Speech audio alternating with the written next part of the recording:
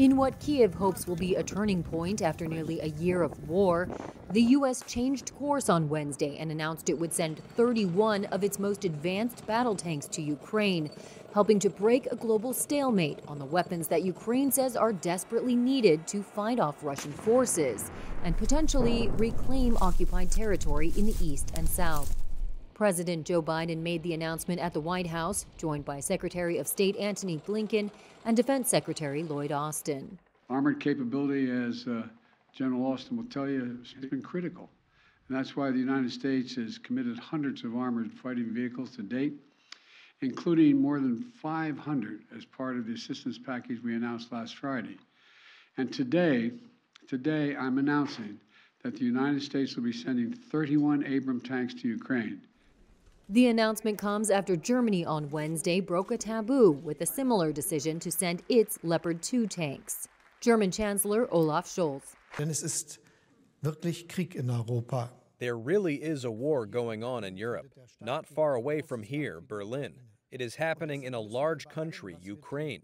That's why we always have to make very clear with everything we do that we do what is necessary and possible to support Ukraine, but that at the same time we avoid an escalation between Russia and NATO. We will continue to always stick to that principle. The U.S. decision to deliver M1 Abrams tanks helped resolve a diplomatic logjam with Germany, which was hesitant to send the advanced weaponry amid deep reluctance given its Nazi past.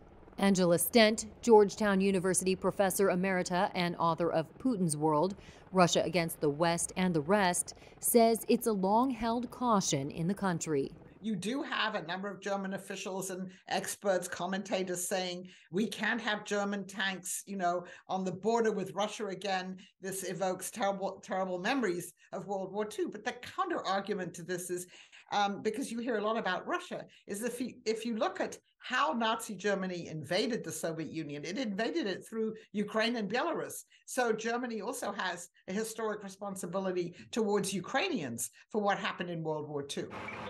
There was also hesitation in Washington, where officials were wary of the idea of deploying the Abrams, a highly sophisticated and expensive weapon, which is difficult to maintain, requires extensive training, and provides a logistical resupply challenge because it runs on jet fuel. But U.S. officials eventually consented once they determined it was necessary in order to persuade Germany to send its more easily operated Leopard 2 tanks, the workhorse of NATO armies across Europe. Kyiv has been calling for months for Western battle tanks that would give its forces greater firepower and protection, hoping to break through long static front lines. Russia has condemned Berlin's decision to provide Leopard 2 tanks as a dangerous provocation.